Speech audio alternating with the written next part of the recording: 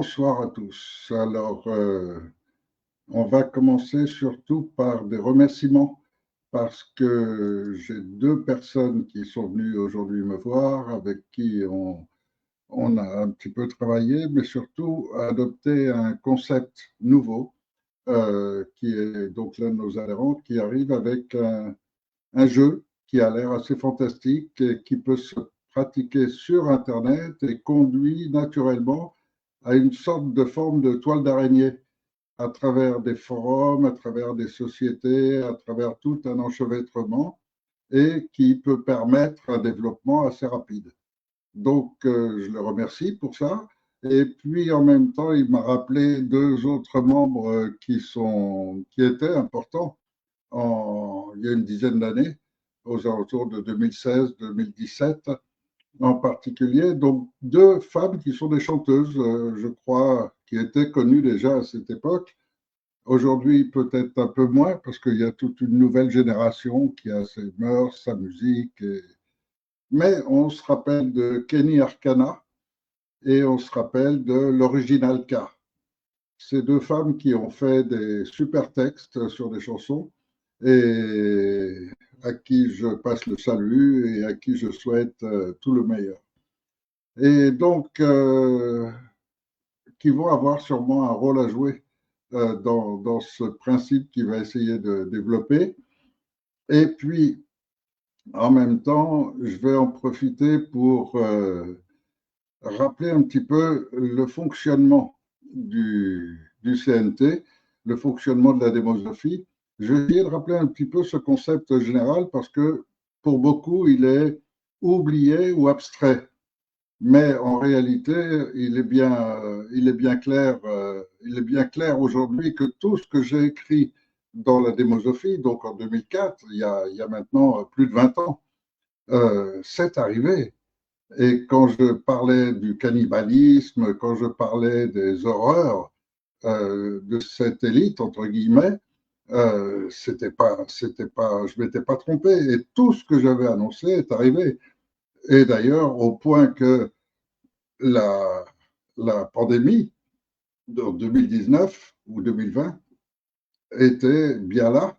Et j'ai essayé de prévenir, j'ai prévenu tout le monde depuis 2015. J'ai fait je ne sais combien de vidéos pour prévenir, attention, surtout, n'acceptez pas les vaccins, etc.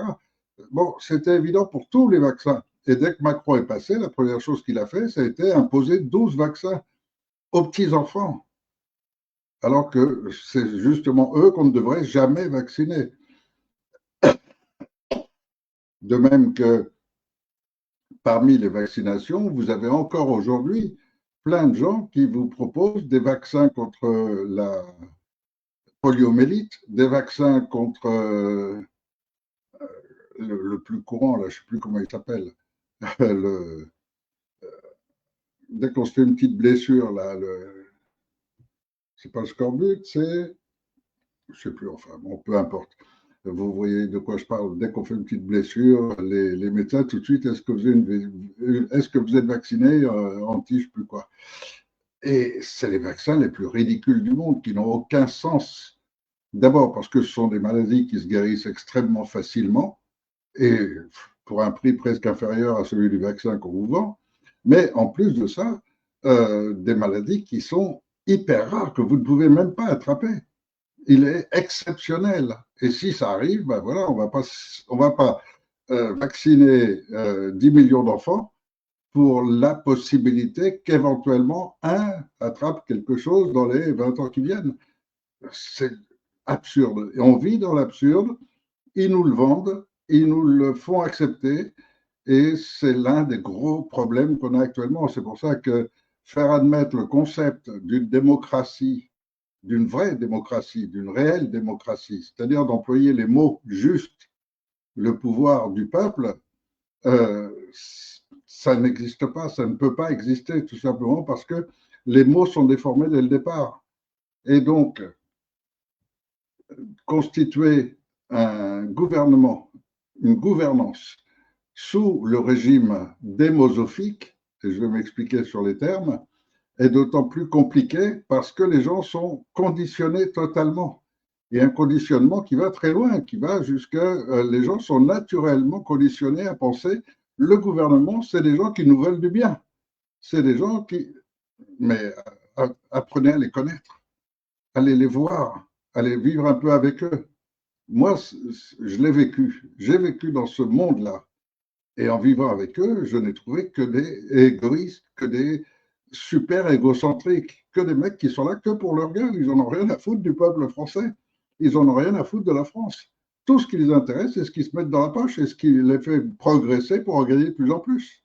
Mais absolument rien d'autre. Absolument rien. Et vous prenez les députés, les sénateurs, les ministres, ils sont tous de la même clique. Et ils s'avantagent entre eux. Alors après, ça, c'est l'entre-soi, on est entre gens du même monde, etc. Bon, ils m'ont pris pour un certain temps pour un des leurs, euh, ils en sont revenus depuis, mais j'ai vraiment connu ce monde. Et c'est un monde qui n'a rien à voir avec ce qu'on imagine, absolument rien. Et les hauts dirigeants sont encore totalement inconnus. Les gens ne connaissent pas. Si vous prenez quelqu'un, vous lui demandez, donnez-moi une dizaine de noms des chevaliers de Malte, vous n'allez rien trouver. Et pourtant, c'est une exception dans l'histoire humaine. Les chevaliers de Malte, c'est au-dessus de la franc-maçonnerie, au-dessus des Rothschild, des Rockefeller et tout ça. C'est une confrérie totalement marginale, à part, au point que cette confrérie a pu créer son propre passeport. Ils ont leur propre passeport. Ils n'appartiennent à aucune nation, ces chevaliers de Malte. Ils n'appartiennent à aucune nation, mais ils ont un passeport, le chevalier de Malte. C'est au-dessus de tout. C'est pas, on peut passer tous les aéroports sans le moindre contrôle. On peut faire tout ce qu'on veut. On a tous les pouvoirs absolus. Et bon, personne ne les connaît. Personne ne sait leur nom. Et c'est ce qu'on retrouve un peu dans tout le système.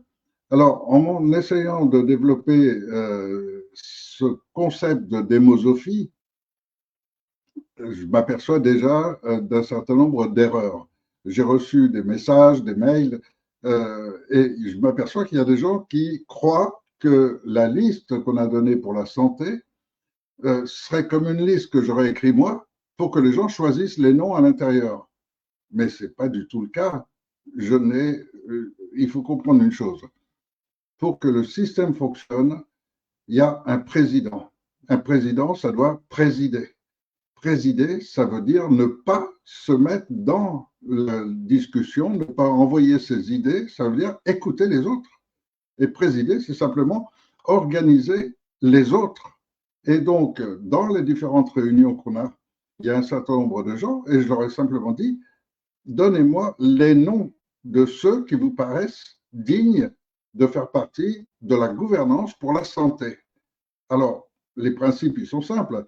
Prenez des gens qui soient humanistes, des gens qui aiment l'humain, qui ont envie de faire du bien aux autres. Prenez des gens d'un certain âge qui soient libérés des obligations familiales, sociales, qui courent après la profession ou l'argent, et essayez d'avoir les gens les plus intègres que possible. Et donnez-moi des noms. Donnez-moi autant de noms que vous voulez, 4, 5, 10, ce que vous voulez. Et donc, c'est comme ça que ces gens m'ont donné la liste. Et dans ces listes-là, il y a à chaque fois des noms. Et moi, je ne fais que les faire figurer, ces noms. Il y a un tas de gens là-dedans que je ne connais même pas, que je n'ai jamais rencontrés, que je ne connais pas, dont je ne connaissais même pas le nom, mais que vous connaissez. Et donc, le principe d'établir une vraie gouvernance démocratique ou démosophique, pour être plus juste, c'est justement d'avoir des gens choisis par le peuple. Donc, vous choisissez qui va diriger la santé. Est-ce que vous voulez des gens qui ont envie de faire du bien aux autres? Est-ce que vous avez envie de jeunes qui veulent se faire une belle carrière politique? Ou est-ce que vous avez envie de gens qui sont plutôt à la retraite et qui ont passé la période où on essaye de créer une vie sociale? Voilà, c'est vous qui décidez de ça. Moi, vous avez les critères logiques. Et donc, à partir de ces critères, c'est vous qui choisissez les noms, c'est vous qui connaissez certains médecins, d'autres pas, c'est vous qui pensez que c'est utile d'avoir des agriculteurs avec eux, c'est vous qui pensez que, par exemple, il y a un nom qui ne m'a pas été donné, c'est Kyria, qui se fait connaître avec la table de Gaïa et qui fait un super boulot, bon, elle est attaquée en ce moment par le gouvernement qui veut l'abattre.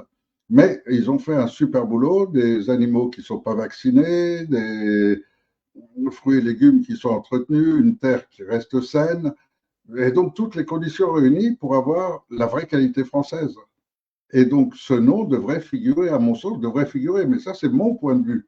Mais tant que personne ne me le cite, tant que personne ne me le dit, il faudrait qu'il soit dedans, je prends les noms qu'on me donne, y compris des biochimistes, des biophysiciens, tous les gens liés à la santé. Et effectivement, la terre est liée directement à la santé. Actuellement, il y a des spécialistes dans les herbes qui savent présenter des herbes qu'on avait ou ignorées ou qui sont à peu près inconnues ou autres, dont on a besoin de connaître toutes les caractéristiques et leur utilité éventuelle. Donc voilà, tout ça, c'est le principe de création d'un gouvernement. Si on se dit qu'on ne veut plus un ministre que choisit un président de la République, donc un président à leur sauce, président de la secte de la République, si on ne veut plus ça, il faut qui est-ce qu'on va mettre. Et donc, moi, je suis parti de l'idée que plusieurs personnes différentes dans différentes branches, si elles sont entre elles, naturellement, c'est toujours le mieux qui va sortir. Vous prenez des gens qui sont opposés au capitalisme, vous prenez des gens opposés au communisme, vous les mettez autour d'une table, tous les deux, et vous leur dites, maintenant, il faut trouver une règle pour ça. Ben, vous allez avoir forcément chacun qui va critiquer l'autre, et vous aurez à la fin une règle qui aura enlevé les pires défauts de chacun. Et donc là, vous allez avoir des médecins qui pratiquent la médecine traditionnelle, celle qu'on enseigne à l'école, celle des laboratoires, et vous allez avoir des médecins spécialisés en acupuncture, d'autres en homéopathie, d'autres. Voilà, bon, mais il faut à chaque fois prendre le temps de se renseigner un petit peu. Quand on connaît la phytothérapie, on tombe naturellement sur Linus Pauling et on découvre la médecine orthomoléculaire. Bon, on fait des miracles avec ça, mais pas tout le monde. Ceux qui ont étudié, il faut les connaître. Donc, si vous les connaissez, il faut donner leur nom pour qu'ils puissent figurer et faire partie de tous ces gens qui apportent un bien dans tous les domaines. Vous avez en ce moment des médecins qui travaillent sur l'électrosensibilité à cause de toutes ces antennes 5G, rayons de toutes sortes, et qui ont des patients qui en souffrent et qui traitent ce sujet, qui cherchent des solutions, voilà, ces gens, on en a besoin puisqu'on ne peut pas faire disparaître toutes ces antennes du jour au lendemain. Donc, il faut absolument que vous livriez vos idées.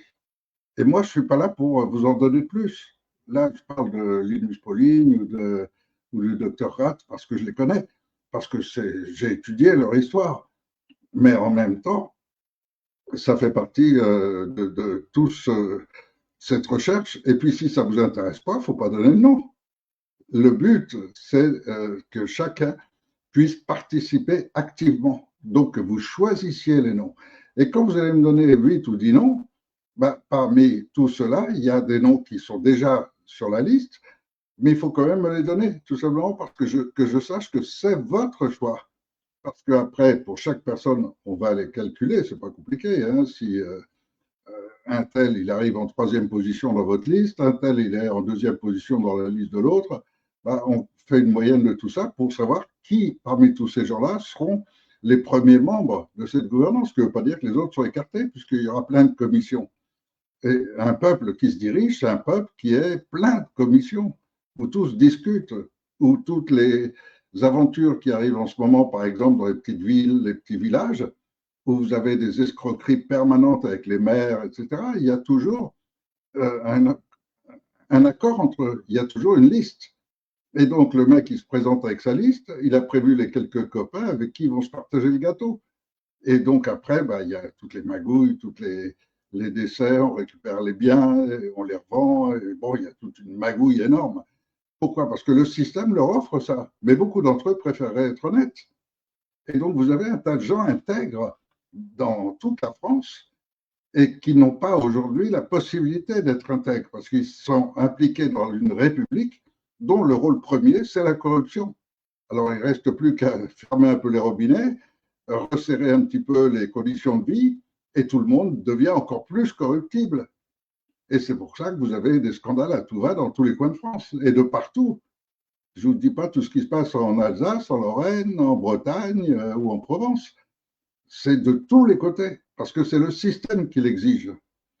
Donc, faites attention, si vous souhaitez participer à la création des commissions, alors là, on parle essentiellement de la première commission, les commissions gouvernementales, celles qui vont gouverner. Il faut savoir ensuite que dans chaque commission, c'est eux-mêmes entre eux qui vont juger lequel d'entre eux est le plus apte, le plus digne à participer au Conseil des sages. Donc, c'est eux-mêmes qui vont le faire entre eux. Donc, si vous donnez 20 noms, les 20 personnes vont être réunies ensemble, vont discuter pendant quelques jours, vont échanger, etc. Et ils verront entre eux celui qui est le plus apte à faire partie du Conseil des sages, sachant qu'ils peuvent changer tous les jours et établir les règles qu'ils veulent. Je sais que vous n'êtes pas habitué à la liberté, mais là, vous l'avez. Donc, il faut s'habituer à penser par soi-même et à se dire quelle est la meilleure formule. Et donc, ça, c'est vous qui allez la trouver. Ce n'est pas moi qui vais arriver en vous disant il faut faire comme ci ou comme ça. Donc, en 2026, beaucoup de gens se sont éveillés aux réalités en entendant l'affaire Epstein, en attendant tout ce qui en découle, en attendant les scandales avoués de plus en plus, tels que, par exemple, aujourd'hui, il faut penser à toute la chaîne.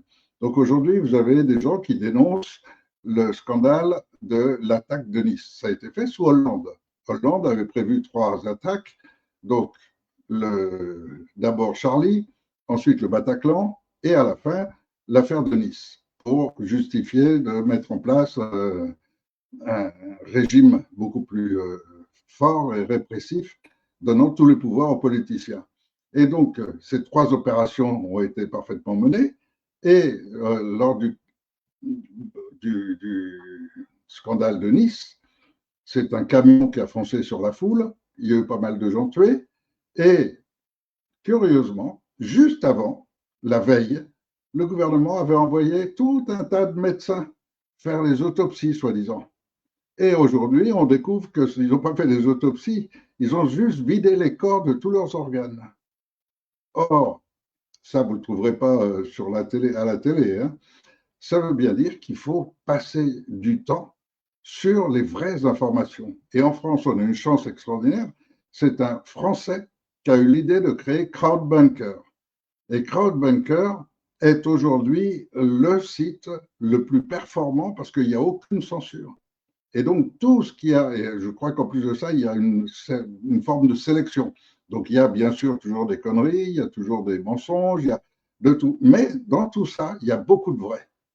Et donc, beaucoup de gens vont maintenant régulièrement sur Crowdbunker écouter les informations et apprendre des informations juste en passant les quelques premières pages. Et on découvre tout un monde. Alors, comme je vous disais, on doit suivre toute la chaîne. Qui au gouvernement a envoyé les médecins? Qui sont ces médecins capables de faire des soi-disant autopsies et en réalité prendre les organes et en faire un paquet? Où vont ces organes? Est-ce que c'est pour alimenter McDonald's? Est-ce que c'est... On ne sait pas. Pour l'instant, on n'a aucune source. On sait que ce n'est pas pour vendre les organes, ou s'il y en a eu, c'est exceptionnel. Mais voilà, il se passe quelque chose. Et ce quelque chose, pour l'instant, on ne le sait pas. Donc, je crois que ça vaut la peine de faire un effort pour qu'on reprenne notre pays en main. Alors, pour ça, moi, j'ai toujours proposé une transition. C'est pour ça que j'ai créé un Conseil national de transition. Au tout départ, c'était après une réunion avec des gens qui étaient aussi informés que moi. Il n'y avait pas beaucoup à cette époque-là. Mais j'ai eu des Roumains, j'ai eu des Allemands, des Français, des Italiens, des gens d'Amérique du Sud, des Vénézuéliens, des Argentins, toutes sortes de gens. Et on n'était pas très nombreux, on était quoi, 15, 20 personnes, pas plus, une vingtaine. Et la conclusion qu'on a eue, c'est qu'il fallait une révolte mondiale, que le problème, il est mondial, il n'est pas dans chacun de nos pays. Le problème est mondial et c'est un problème purement occidental. donc qui touche tout ce qui est géographiquement toute cette même bordure qui va de l'Australie à l'Europe et qui dépend tout des Américains. Donc qui dépend des Américains et essentiellement de la franc-maçonnerie. Donc, pour eux et pour eux tous, dans cette réunion, on a conclu que la France était le pays le plus apte à déclencher cette révolte mondiale. Pourquoi? D'abord parce que la France est notoirement le pays des droits de l'homme, même si ce n'est pas tout à fait exact, mais en tous les cas, à cette époque, et dans l'esprit des gens, aller au Japon, en Chine, n'importe où dans le monde, la France, c'est le pays des droits de l'homme. Et qui n'ont toujours pas été annulés, je vous le rappelle. Et donc, il y a cette notoriété qui est entre ligne de compte. Et ensuite, on a une constitution très particulière, car ils n'ont jamais inclus les droits de l'homme dans la constitution. Ils l'ont gardé à part, parce que les francs-maçons, depuis très longtemps, avaient prévu de les éliminer complètement. Or, comme ils n'ont pas pu le faire, ils sont toujours présents et au plus haut du système judiciaire français. Donc, on les garde toujours et ils s'articulent logiquement au plus haut du système judiciaire, donc de tout l'ensemble de la structure juridique de la France. C'est ce qui fonde la France, ce qui détermine on ne veut plus de roi, on ne veut plus de l'Église, donc maintenant c'est le peuple qui dirige. Et si vous lisez cette déclaration, vous verrez qu'on ne parle que de ça, on ne parle que du peuple. Et on ne parle jamais de république, parce qu'à cette époque-là, ils n'en voulaient surtout pas. Et donc, c'est à la fin de cette opération de poser les droits de l'homme comme principe majeur de la France que ça a été admis par tout le monde. Et admis par les deux groupes principaux, on va dire, les Girondins et les Jacobins, les Girondins qui sont devenus les Montagnards, mais c'était des groupes, mais il y en avait beaucoup d'autres, dont on ne parle jamais dans aucun livre d'histoire. Il y a plein de petits groupes de Français qui se sont dit on n'a plus de roi, on n'a plus l'Église pour nous commander, donc maintenant qu'on est libre, on va faire nous-mêmes notre constitution. Et il y a plein de petits groupes comme ça qui se sont créés. Et l'histoire n'en a retenu que deux qui étaient les plus importants, d'abord parce qu'ils étaient à Paris, et ensuite parce que les Jacobins étaient financés par Rothschild pour placer justement la franc-maçonnerie à la direction, à la tête de la France. C'est ce qui fait que finalement, ils ont déclenché la terreur et les massacres, le génocide vendéen, etc. Et donc, une secte a pris le pouvoir, a décidé de l'appeler République, a lancé ce terme-là, et depuis, ils rafistolent comme ils le peuvent l'histoire, ils rafistolent. En fait, c'est en permanence du mensonge, en créant des fausses histoires, en créant Mais en permanence, ça a été la guerre des francs-maçons pour prendre le pouvoir sur la France. Et Napoléon était un franc-maçon haut gradé. Et ce que personne ne dit jamais, c'est que notre déclaration des droits de l'homme, elle a été faite par un franc-maçon, mais d'une époque différente, de 1750-1740, qui était la franc-maçonnerie opérative. Et là, il y a plein de gens qui font l'erreur, qui se disent oui, mais c'est pas bien la DDHC parce que c'est la franc-maçonnerie. Non, il faut comprendre d'abord ce qu'est la franc-maçonnerie au XVIIIe siècle. La franc-maçonnerie au XVIIIe siècle, elle est à 99% chrétienne catholique, basée sur ses valeurs chrétiennes catholiques. Et donc, c'est seulement à cette époque-là et à la fin de cette époque-là que la franc-maçonnerie, ce qu'on appelle spéculative, est entrée en vigueur, parce que Cromwell avait donné l'exemple en Angleterre, et donc Rothschild avait bien noté le changement et l'intérêt, et donc a voulu commencer à le faire passer en France. Et ça s'est développé en France seulement à la fin du XVIIIe siècle, et vraiment seulement au XIXe. Et donc, ça veut dire que la franc-maçonnerie, c'était avant tout des gens lettrés, des gens qui savaient lire, écrire, qui avaient lu suffisamment, et Paoli est le premier à avoir posé une déclaration des droits de l'homme qu'il avait posée en Corse, et qui a été ensuite reprise parce que lui-même s'était inspiré de Montesquieu, et donc ça a été repris, toutes les lumières d'avant ont été utilisées pour la pensée juste, pour créer cette déclaration des droits de l'homme. Donc c'est un texte très fort puisqu'il donne tout le pouvoir au peuple. Il n'y a plus de monarchie, il n'y a plus d'église, et il n'y a plus de guerre, il n'y a plus de massacre. Et tout le monde est égal. Et égal dans le vrai sens du terme, égal en droit. La République a travaillé à annuler ça. La République a voulu faire le plus vite possible toutes les distinctions. Donc les politiciens, c'est au-dessus de la masse humaine. Tout d'un coup, et les politiciens, c'est la franc-maçonnerie.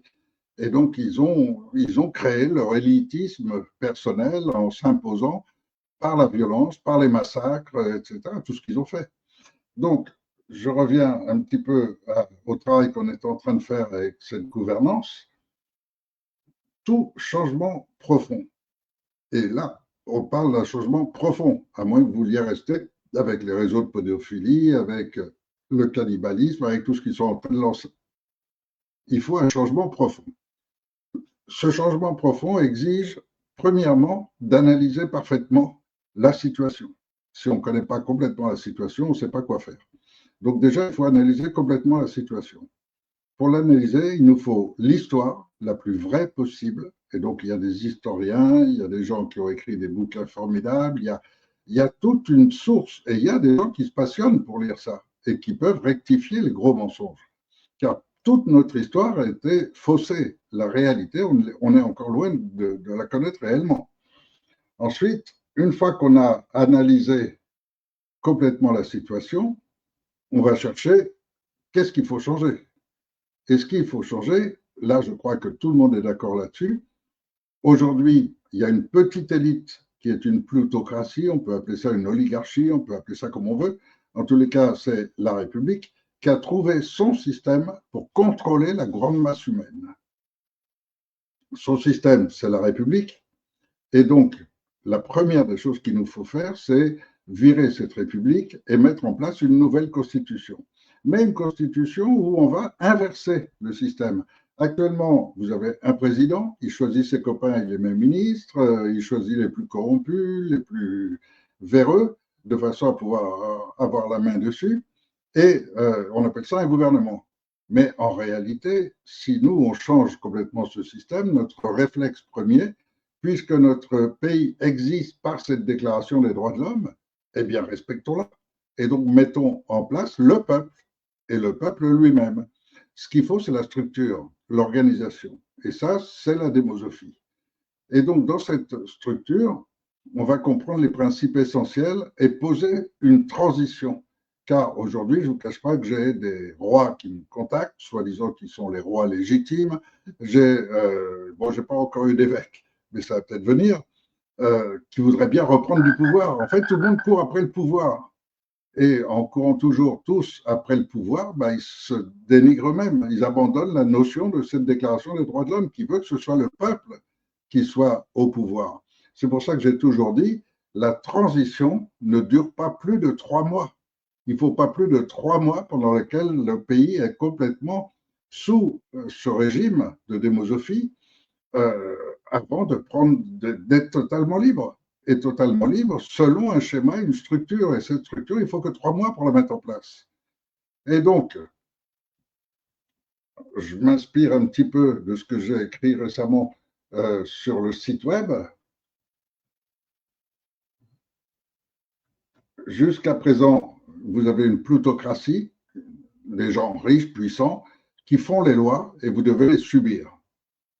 Si on fait le contraire, on a le peuple qui fait les lois. Alors au peuple, ben, vous regardez tout ce qui correspond au monde du peuple. Si un mec viole une fille, quelle est la réaction normale du peuple sur ces bases de 2000 ans de civilisation, de chrétienté, ou d'islam, ou de n'importe quelle religion?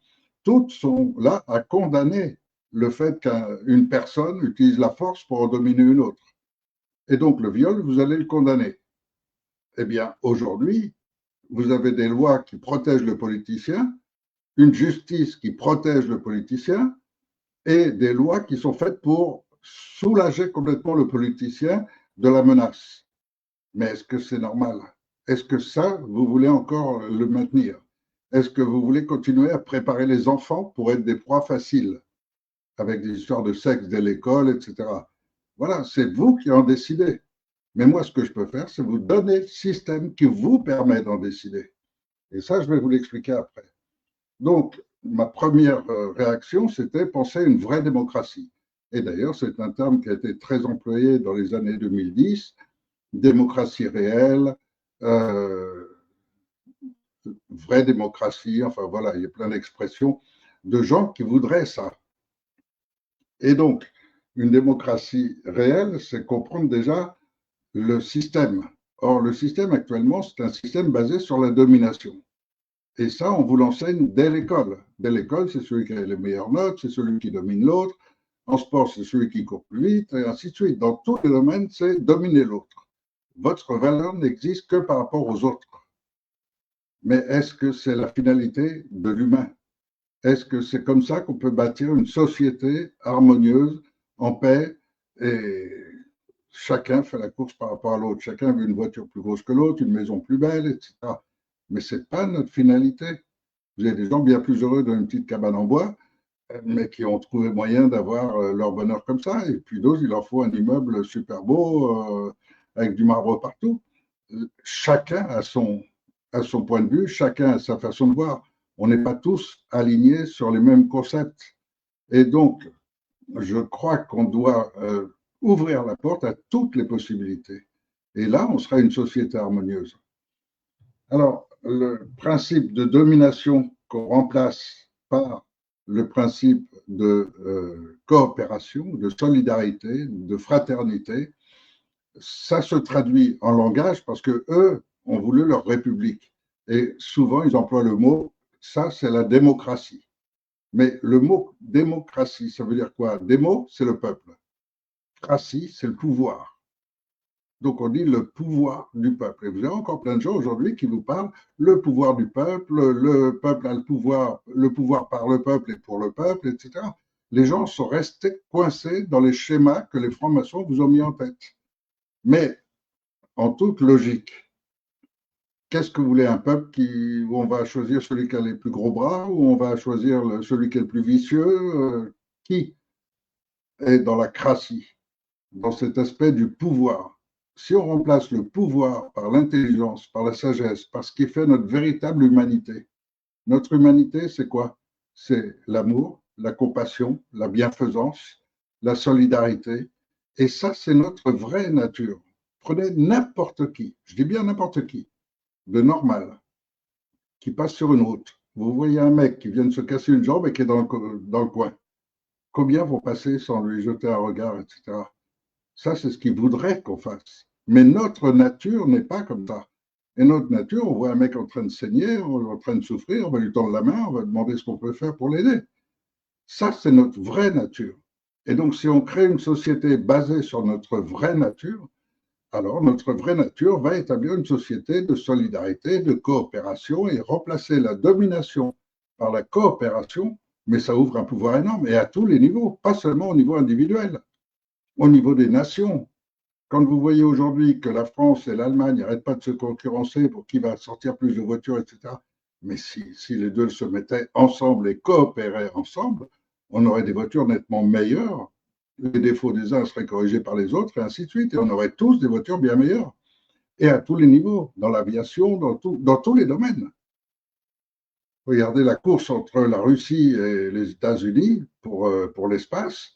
Et si pouvaient travailler ensemble, on dépenserait beaucoup moins d'argent et on aurait beaucoup plus de résultats.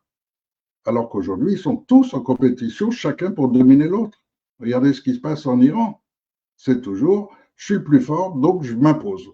Donc j'ai décidé de rayer l'Iran de la carte, je vais essayer de les détruire. Mais de quel droit? De quel droit est-ce qu'il y a 10 ans, 15 ans, 20 ans, je ne sais plus, ils ont dit, oui, mais il ne faut pas que l'Iran possède la bombe atomique. Mais pourquoi? De quel droit vous choisissez qui a droit d'avoir la bombe atomique? Où est le droit là-dedans? Pourquoi l'Iran n'aurait pas la bombe atomique? Pourquoi c'est gênant qu'elle l'ait? Vous l'avez bien, donc vous menacez tout le monde. Mais eux, ils n'ont pas le droit. Ça, c'est un non-sens. Et tant qu'on restera sous le régime dominant de la franc-maçonnerie qui contrôle ses principaux pays, c'est-à-dire la France, les États-Unis, l'Allemagne, Israël. Tant qu'on est sous le contrôle de cette franc-maçonnerie qui, à travers ces différentes nations, contrôle tout notre monde, on est complètement bloqué.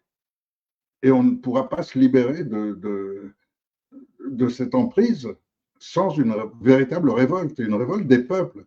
Car notre force, c'est toujours notre nombre. Eux, à chaque fois qu'il y a un politicien, il y a 10 000 Français. Et regardez les pourcentages, ils sont une infime minorité. Si demain, vous aviez un commandant de l'armée, un simple commandant, un lieutenant, un colonel, qui ne soit pas franc-maçon, qui soit intègre, et dans sa tête qui se dit, j'en peux plus, il faut arrêter cette folie, de prendre réunir quelques régiments, prendre l'Élysée, Matignon, Bercy et la télévision. Ça suffit. Rien qu'avec ça, c'est fini. La France s'est transformée du jour au lendemain. Il faut très peu de choses. Et en plus, elle le fait légalement, puisque en 2015, j'ai déclaré et proclamé un Conseil national de transition. Alors, pour vous expliquer ce qu'est un Conseil national de transition, jusqu'en 2011, ça n'existait pas. Donc, s'il y avait un abandon total des politiciens qui ne contrôlent plus le pays, il fallait que le peuple se réunisse comme ils peuvent et décide ensemble de faire une nouvelle constitution, c'est-à-dire les règles de vie du pays.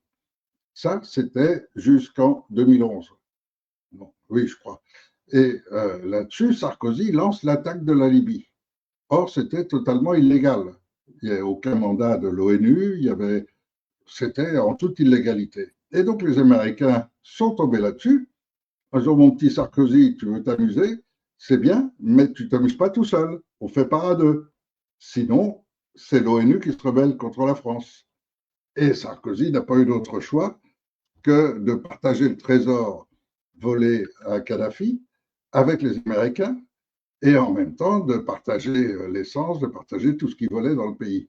Et pour ça, les Américains lui ont donné un droit d'attaquer la Libye, que ça devienne légal, en créant un Conseil national de transition sur le principe d'un peuple qui se rebelle contre ses dirigeants qui sont des tyrans. Bon, si je reprends cette définition, nous, en tant que peuple, on est tout à fait en droit de nous rebeller contre nos dirigeants s'ils violent notre constitution, car c'est ça la définition. Les dirigeants qui violent leur propre constitution. Sarkozy a été élu avec notre constitution, à la tête de laquelle il y a la Déclaration des droits de l'homme et du citoyen.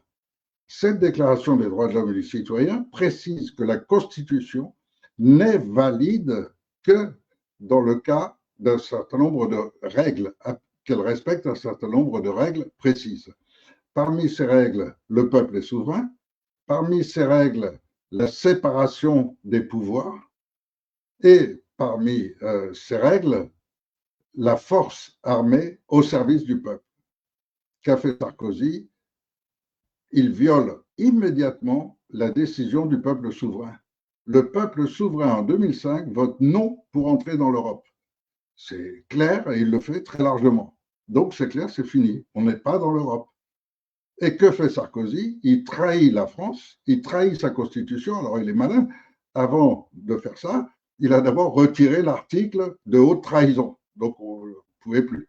Ce qui fait que les juges qui attendaient l'opportunité pour l'arrêter, ils n'ont pas donné l'ordre. Et les militaires ne prennent aucune initiative en matière de justice. Le militaire, c'est obéi, debout, assis, couché, tu fais qu'obéir. Donc, réfléchis pas surtout. Et donc, les militaires n'ont pas réagi. Alors que normalement, ils auraient dû procéder à l'arrestation de Sarkozy le jour même où il a signé le traité de Lisbonne. C'était une trahison du peuple français, clairement, et plus clairement, on ne peut pas. Donc, ce système-là nous permet de transformer totalement notre société française à partir de la loi. Et c'est pour ça que j'ai déclaré un Conseil national de transition, parce que sinon, les politiciens auraient pu aller se réfugier en Belgique ou en Italie ou n'importe où, aller pleurer auprès des Américains, et aussitôt l'ONU aurait donné un mandat légal à ce moment-là aux Américains pour envahir la France. Et donc, comme je ne voulais surtout pas entrer dans un schéma de guerre, en déclarant le CNT à l'ONU, j'ai protégé la France et qui permet donc que l'armée française puisse se ranger du côté du peuple, puisse se ranger du côté de la loi. Et si imaginez que demain, vous ayez une police, une gendarmerie et l'armée du côté de la loi, mais c'est fini les radars, c'est fini les péages, les amendes, les interdictions de ci, interdictions de ça, de tous les moyens pour lesquels ils nous oppressent et qui à chaque fois utilisent ces gens-là. Parce que ces gens-là sont utilisés pour aller vacciner les bêtes en ce moment partout pour faire disparaître le bétail français, parce que les Américains en ont plein à vendre. Et donc, forcément, ça les intéresse que la France n'en ait plus pour qu'on soit obligé d'aller acheter le leur, comme ils ont fait pour le pétrole. Et pour tout, ils nous obligent maintenant à être leurs clients.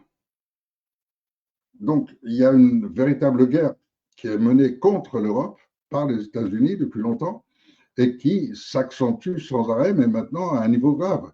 Dans le temps, la France avait une condamnation par les États-Unis, c'est extraordinaire ça quand on y pense, la France était condamnée par les États-Unis à payer une amende chaque année pour avoir notre propre viande, pour avoir nos propres animaux et pouvoir manger la viande qu'on veut, sans les ajouts, sans qu'elles viennent d'Amérique, sans les transformations génétiques, sans hormones, etc. Avoir une viande saine.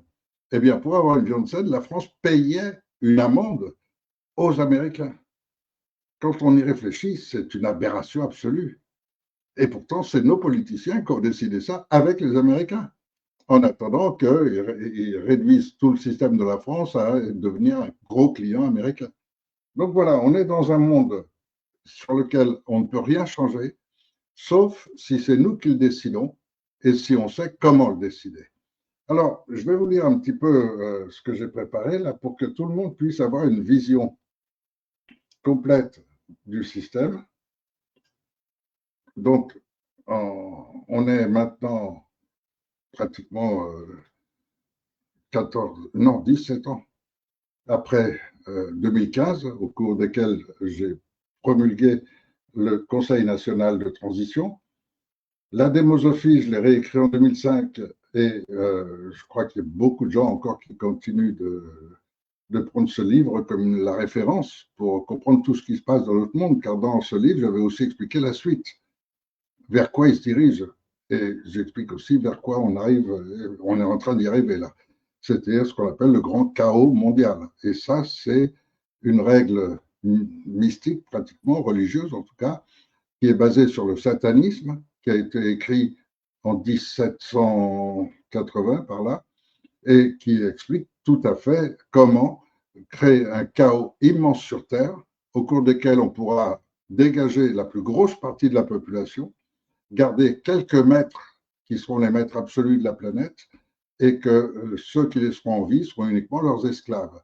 Donc ça, c'est un schéma qui est prévu dans leur premier ouvrage, le Testament de Satan, qu'on retrouve ensuite dans le protocole des sages de Sion et qu'on retrouve tout récemment en langage beaucoup plus moderne avec la formule du club Bilderberg qui leur sert à formater les nouveaux prétendants, les nouveaux présidents, puisque c'est le club Bilderberg qui choisit les présidents. Et donc, ils les formatent, ils les préparent. Et pour ça, ils ont émis un document qui leur sert, ça s'appelle la guerre tranquille, armes silencieuses ou guerre tranquille. Et donc, dans la situation actuelle, il faut commencer par analyser complètement la situation depuis longtemps, d'où elle vient, vers quoi elle se dirige et comprendre complètement la situation. Après, il faut trouver un nouveau système. Et ce nouveau système, moi, je ne l'ai jamais pensé. Je n'ai jamais voulu un autre système. Parce que je pense qu'on doit commencer d'abord par établir une transition. C'est pour ça que dès le départ, j'ai toujours mené toute mon action vers cette transition, obtenir cette transition. Et pour une raison très simple. Si on veut un vrai changement, moi, je n'ai pas les capacités. Et qui a les capacités pour comprendre toutes les sciences, tout l'armement, l'histoire, la géographie, pour comprendre la médecine, pour comprendre les thèmes juridiques. Je ne crois pas qu'il y ait grand monde. Et donc, je crois à l'IHC, c'est-à-dire à ce principe d'intelligence humaine collective, d'utiliser les gens ensemble et donc de créer la structure qui va permettre que justement tous les magistrats, tous les gens touchant le droit puissent déterminer entre eux le schéma. En médecine, qu'est-ce qui est le mieux? Est-ce que parfois c'est mieux de se faire opérer? Est-ce que parfois c'est mieux d'utiliser des herbes? Est-ce que parfois c'est mieux un médicament? J'en sais rien. Il y a des spécialistes pour ça. Mettons-les tous ensemble. Et eux vont trouver ce qu'il y a de mieux. Et ça, c'est pareil pour les terres. Les Bourguignons ont parfaitement démontré que les terres étaient en train de mourir. Les terres elles-mêmes, à cause de tous ces chemtrails, etc., qui nous envoient. Bon, moi, ma réaction, c'est de dire à l'armée, vous interdisez immédiatement le ciel de France, vous le protégez. Et donc, si un avion commence à balancer des produits sur les gens, vous l'arrêtez immédiatement. Mais c'est tout. En revanche, il faut faire revivre les sols, les terres, pour qu'on retrouve une véritable agriculture. Et donc ça, il faut des spécialistes sur la terre. Monsieur, Madame Bourguignon se sont spécialisés dans ce domaine-là. Il faut absolument leur donner ce pouvoir de le faire. Et à d'autres, avec eux, et qu'ils échangent ensemble et qu'ils parlent avec les agriculteurs. Donc créer ces commissions, car ces commissions permettent à chaque fois les échanges, permettent qu'on puisse arriver naturellement au mieux. Et dans tous les domaines. C'est vrai pour les guerres, c'est vrai pour les armes, c'est vrai pour la police, c'est vrai pour la justice, c'est vrai pour l'éducation scolaire. Et dans tous les domaines. Et donc, si vous prenez les gens sensés qui vont raisonner, j'ai écouté récemment une femme qui a 60 ou 70 ans et qui expliquait toutes les erreurs de l'éducation scolaire et comment c'est manipulé, etc. Et elle a compris la plupart des schémas. Et d'ailleurs, elle m'a appris qu'il y avait des écoles spécialisées pour l'intelligence supérieure et pour former les gens à l'intelligence supérieure. Mettez cette femme avec d'autres comme elle, avec des historiens, avec ces jeunes institutrices qui ont trouvé des idées géniales pour animer les classes et faire évoluer les enfants au mieux. Elles ont été virées de l'école, elles ont été virées de l'enseignement. Alors qu'au contraire, ce sont les gens qui peuvent apporter le plus.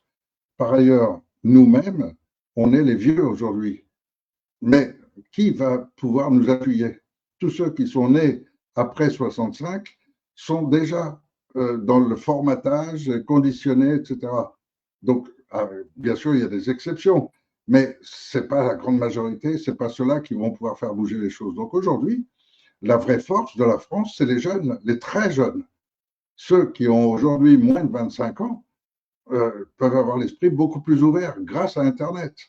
Mais Internet est très mal utilisé. On pourrait l'utiliser pour nous enrichir beaucoup plus. Et aujourd'hui, ce n'est pas fait. Mais ce sont ces très jeunes, avec l'appui des gens de ma génération, qui aujourd'hui représentent la vraie force de la France. Mais ces jeunes, il faut les protéger.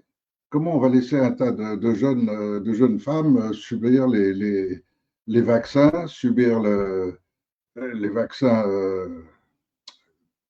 il y a ce vaccin aussi, la Cervarix, ou un nom comme ça, qui sont dramatiques, quoi, qui sont soi-disant pour protéger du papillomavirus ou pour protéger soi-disant du cancer de l'utérus, des conneries monumentales, et qui sont juste faits pour les rendre stériles.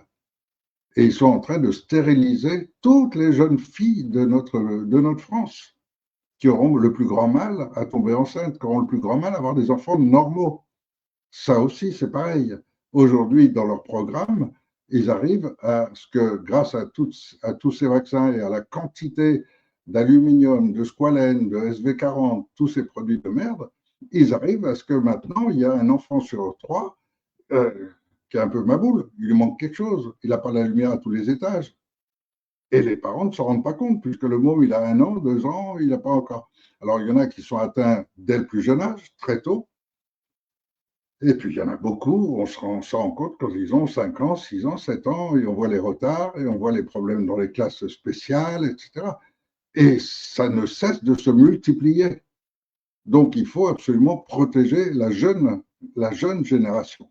Il faut que les filles de 15 à 20 ans ou 25 ans n'aient aucun vaccin et qu'elles soient protégées le plus possible. Donc tout ça, c'est simplement de la logique. Il suffit qu'on réunisse les Français à discuter sur le problème. On appelle un tas de gens qui n'y connaissent rien. Ça, c'est le principe de la Cour souveraine. Vous prenez au hasard, vous tirez 3000 personnes que vous tirez au hasard. Pourquoi 3000? Tout simplement parce qu'on veut un pourcentage de tout. Donc, il y aura dans ces 3000 beaucoup de chômeurs, beaucoup d'ouvriers, il y aura quelques médecins, quelques avocats. Voilà, on aura un peu de tout. Et ces gens-là, vous les installez dans une salle et ils font défiler devant eux. Alors, chacun met les noms de ceux qui veulent voir et vous faites défiler devant eux les scientifiques, les médecins, les sociologues, les gens qui peuvent être concernés. Chacun met les noms qu'il veut et tous ces gens-là, on les fait défiler devant. Et vous leur posez toutes les questions que vous voulez pour avoir toutes les informations. Ça peut durer 2 jours, 3 jours, 5 jours, peu importe. Ensuite, le système des réunions où vous allez pouvoir discuter ensemble. Alors là, on change de salle, c'est un autre concept, et ça, je vous expliquerai. Bon, après, c'est technique. Et dans ces réunions, vous aboutissez à dire, bon, ben, désormais, plus de vaccins obligatoires. Vous les supprimez totalement. À partir de quel âge? Tout ça, vous le décidez. Et quand vous l'aurez décidé, vous aurez la France que vous voulez. Même chose pour l'argent. Moi, je vous propose une chose très simple. En attendant que vous ayez décidé de votre législation, donc de la constitution que vous allez mettre en place, en attendant, on suspend totalement la dette. Si on suspend totalement la dette, on n'a plus rien à payer. Et tout d'un coup, la France retrouve sa vitalité, retrouve son argent, retrouve ses moyens. De même que dans le programme que moi je prévois pour les 3 mois, c'est juste pour ces 3 mois. Après, c'est vous qui choisissez si vous voulez continuer ou pas. Mais au moins pour ces 3 mois, j'estime que tous les politiciens que vous allez arrêter, qu'on va faire arrêter par les forces armées, d'abord, ils rendent de l'argent, après, ils font de la prison. Mais d'abord, ils rendent tout ce qu'ils ont volé. Regardez combien d'entreprises a coulé Macron et tout ce qu'il a ramassé au passage. Bien sûr, l'argent est sur des paradis fiscaux et tout ça. Mais tous sont dans le trafic de drogue, le trafic d'enfants. Tous. Sinon, ils ne sont pas politiciens. Sinon, ils ne peuvent pas arriver au gouvernement. Et donc, tous ces gens-là, on va leur faire rendre tout ce qu'ils ont volé à la France. Et Macron, il a volé un paquet, mais avant lui, Hollande, il s'est bien gavé, Sarkozy aussi. Donc, au moins, récupérer tout notre argent. Alors, je crois que ce schéma que je vous indique actuellement, c'est un schéma qui est simplement logique, rien de plus, rien de particulier, mais que vous pouvez mettre en place demain. Or, demain, imaginez que vous recevez un mail en vous disant, ben voilà, la semaine prochaine, il y a une session qui ouvre sur tel sujet, est-ce que vous souhaitez participer? Vous répondez oui, ben vous faites partie des 3000. Vous répondez non, ça ne m'intéresse pas, ben vous n'en faites pas partie. Mais c'est extrêmement simple. Et les choses simples fonctionnent simplement. Et donc, simplement, après, vous allez vous retrouver dans cette salle, vous allez faire passer les spécialistes que vous voulez écouter, à qui vous allez poser les questions, etc. Ma fille a 16 ans, et là, vous posez toutes les questions que vous voulez. Alors,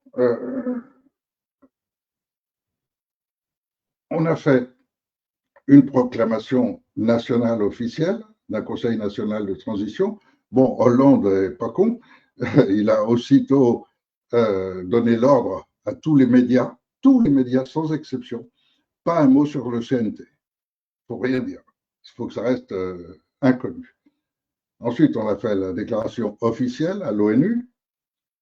On a préparé une équipe qui soit préparée à la commission. Cette équipe, c'est environ 400 personnes qui parlent comme moi, qui connaissent tous les sujets comme moi et qui ont le même esprit et qui sont de ma génération. Donc des gens vraiment qui n'ont pas d'intérêt économique, qui ne cherchent pas à faire de l'argent, qui veulent le bien de la France et laisser une France propre à leurs enfants. Et donc, j'ai 400 personnes comme ça, mais parmi lesquelles il y a aussi quelques jeunes. J'ai quelques jeunes qui sont super philosophes, etc., intègres. Des gens intègres qui n'ont même pas pensable de pouvoir corrompre ces gens-là. Et de toute façon, qui ne seront jamais en position que ça puisse arriver. Donc, tous ces gens-là, ça fait environ 400 personnes, ce sont les démosophes, qui ne sont pas pour faire partie du gouvernement. Le gouvernement, c'est le peuple. Eux, ils sont là pour mettre en place, durant ces 3 mois, la structure qui va faire que tout ça fonctionne naturellement. Alors, il y a, pour démarrer, la proclamation officielle, la déclaration officielle à l'ONU, la création d'une équipe qui soit préparée à cette transition. Donc, c'est 400 personnes qui connaissent parfaitement le programme, qui sont ultra informés et qui sont déjà spécialisés quelque part. Donc, certains dans les arts, d'autres dans l'éducation scolaire, d'autres, voilà, il y a des gens spécialisés déjà et qui sont informés de tout ce qui se passe. Parce qu'aujourd'hui, on n'a pas besoin de gens qui connaissent à fond le sujet de l'éducation nationale, par exemple, mais qui ne comprennent pas les schémas, qui ne savent pas ce qui se passe, qui ne savent pas qu'il y a des gens en train de dénaturer nos jeunes, nos petits-enfants. Et donc, on a besoin de gens qui aient compris le programme du nouvel ordre mondial. Et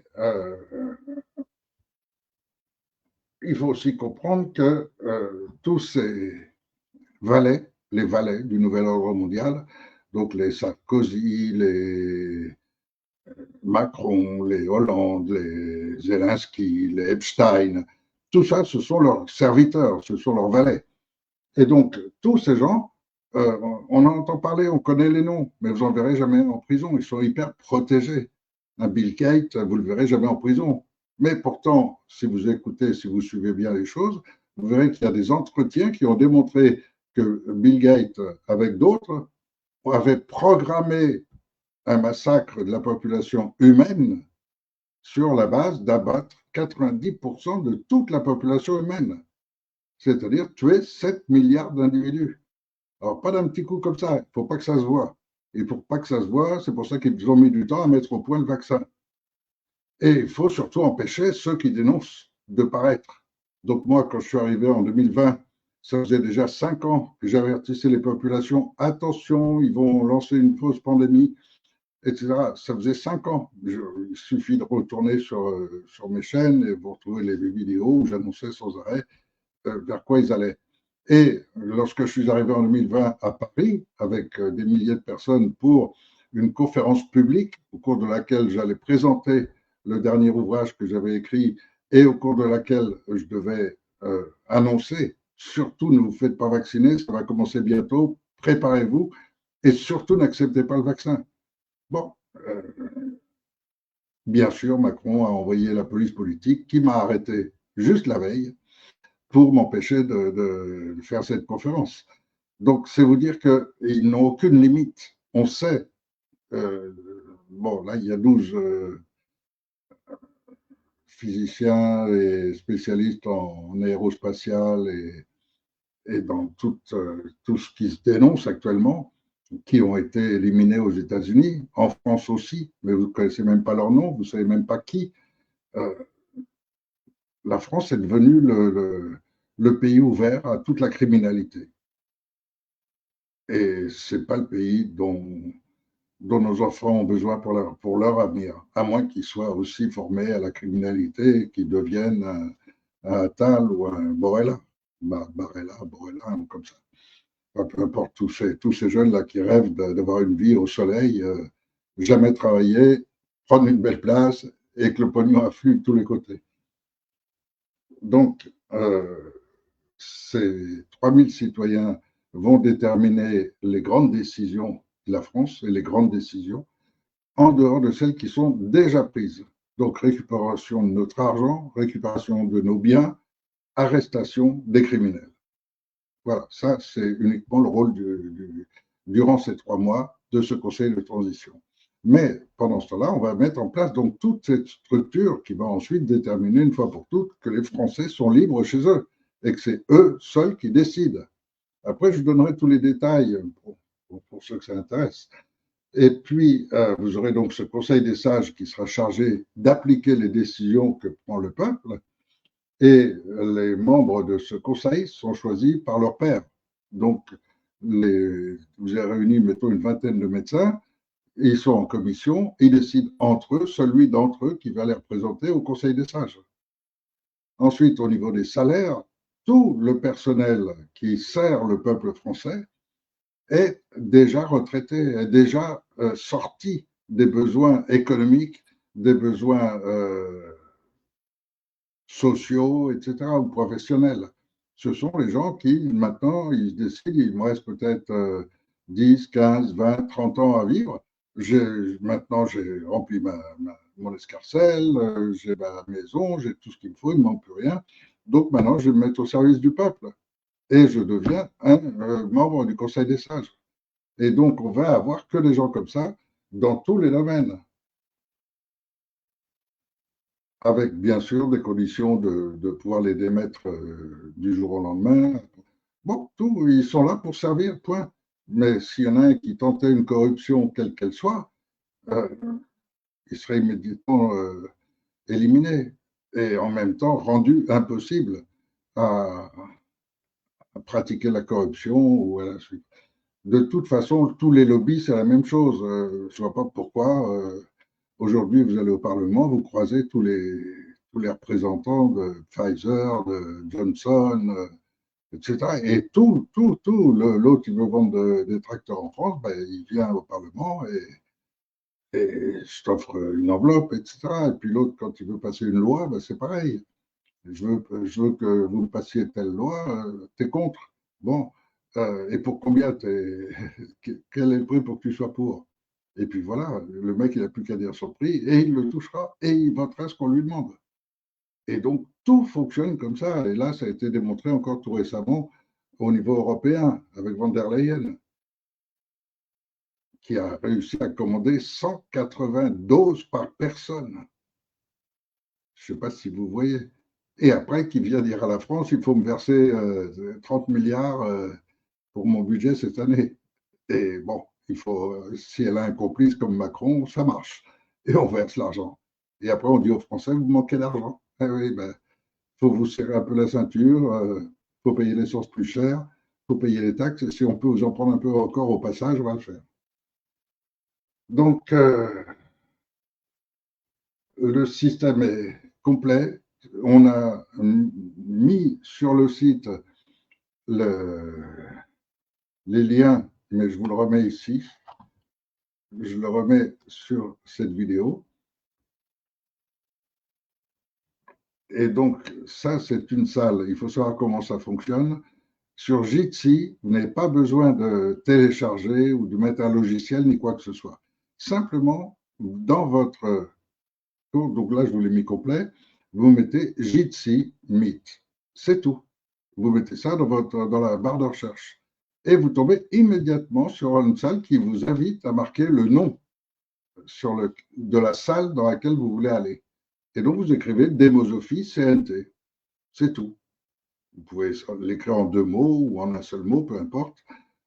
Et vous tomberez sur la salle où on se réunit le mardi soir. Et donc, le mardi soir à 20h30, on se réunit et on décide de tout cela. Actuellement, donc, on a fini avec la santé, on a fini avec la justice. Vous pouvez bien sûr ajouter d'autres noms si vous pensez qu'on n'a pas mis les noms qui vous conviennent, etc. Vous envoyez votre liste par mail ou comme vous voulez, ou vous en parlez directement dans notre réunion.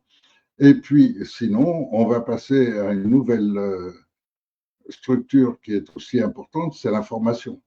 Et donc, pour l'information, il y a des journalistes qui font du travail très sérieux, très bien, et qui ne sont plus que sur Internet. Ceux-là, on ne les trouve plus du tout dans les grands médias.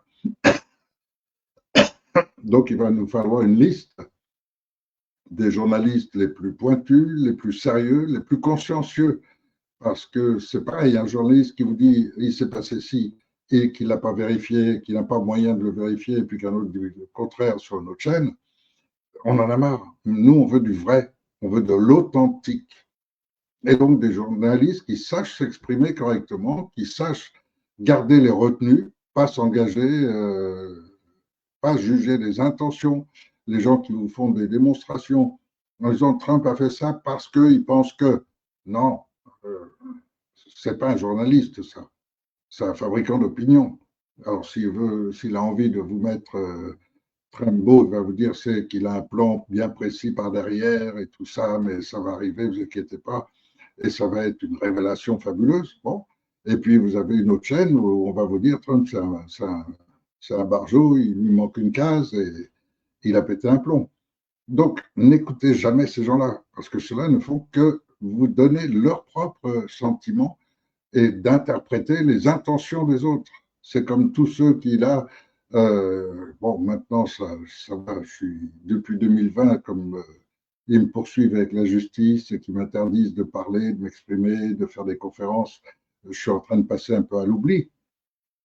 Mais avant, j'étais attaqué en permanence sur tous ces sujets, où j'avais plein de gens qui n'arrêtaient pas de m'attaquer en disant que j'étais membre de la police secrète, d'autres qui disaient que j'étais un super riche, etc.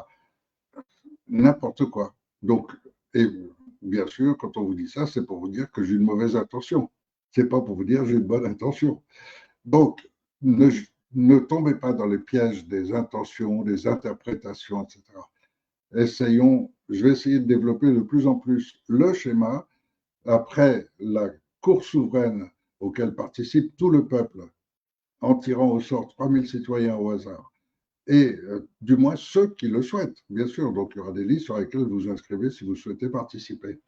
Et après, il y a les autres branches qui sont importantes, donc le Conseil des sages, il faudra voir les règles, etc., comment ça fonctionne, et le rôle des démosophes durant ces 3 mois, qui va être aussi important et sur lequel je vais m'expliquer lors de la prochaine vidéo. Voilà, pour ce soir, j'ai fait un petit tour et il me reste juste à vous souhaiter une bonne nuit, un bon week-end et puis surtout, surtout, gardez l'espoir. Conservez l'espoir de vous dire vous êtes capable de tout changer et c'est entre vos mains. Ça va l'être très bientôt quand j'ai fini de tout vous expliquer. Et puis, ça peut l'être beaucoup plus, mais convainquez les autres. Tout le monde vous dit sans arrêt, cliquez, abonnez, mettez un commentaire, ça fait monter ma vidéo, etc. Moi, je ne gagne pas d'argent avec ça. Et je ne cherche pas à en faire. Pas, ça n'a jamais été ma finalité. Jamais. Même si aujourd'hui, j'en aurais besoin. Mais ce n'est pas ma finalité, ça ne m'intéresse pas. Ce qui me plaît, c'est de pouvoir communiquer des idées. Et à partir de ces idées, d'écouter les objections, des critiques, des observations qui nous font tous évoluer en même temps. Donc voilà, passez un bon week-end et à vendredi prochain où je continuerai d'exposer tout le schéma de la démosophie parce que réellement, quand je l'ai écrit la première fois et quand je le redis maintenant, je le pense complètement. La démosophie est vraiment le seul avenir de l'humanité. Si on ne change pas totalement le système, l'humanité est naturellement condamnée. Et eux, là-haut, ont déjà condamné l'humanité. C'est pour ça que vous voyez aujourd'hui qu'ils prennent plus de précautions, ils ne se cachent plus de rien, ils affichent leur cannibalisme, ils affichent la pédophilie, parce que ça y est, pour eux, ils ont gagné. Les peuples ont été totalement vaincus. Et ils sont sûrs d'aboutir. Et donc, moi, je vous propose un vrai sursaut avant que ce soit trop tard. Et, et dites-vous bien qu'il y a des gens comme moi qui font la même chose en Italie, en Espagne, en Allemagne, et on est quelques-uns. Et on continue d'essayer de vous dire, voilà, là, on peut faire quelque chose. Donc, trouvez les militaires, les vrais militaires, qui soient intègres et pas francs-maçons, et qui soient pas cons. Il faut des mecs qui réfléchissent, qui sachent s'organiser, des troupes qui sachent évaluer des armes, etc. C'est essentiel. Et on a besoin de ces gens-là. De toute façon, aucun système juridique ne peut fonctionner sans une force armée. Regardez les tribunaux internationaux. Ils n'ont aucune valeur. Aucune. Tout simplement parce qu'ils n'ont pas de force armée.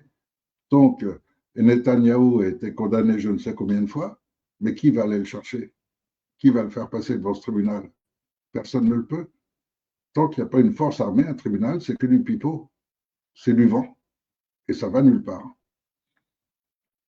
Donc, tout tribunal doit avoir une force armée capable de s'exécuter. Ça, on en parlera quand je vous parlerai de la finalité, ma finalité. qui est par rapport à l'ONU et aux règlements internationaux. Car on peut avoir un monde sans aucune guerre possible. On peut tout à fait avoir un monde sans guerre. C'est tout à fait possible. Et là, ils sont en train de lancer leur grand chaos. Et le grand chaos pour aboutir à ça. Et nous, en Europe, on est très mal placés. Voilà, passez un bon week-end.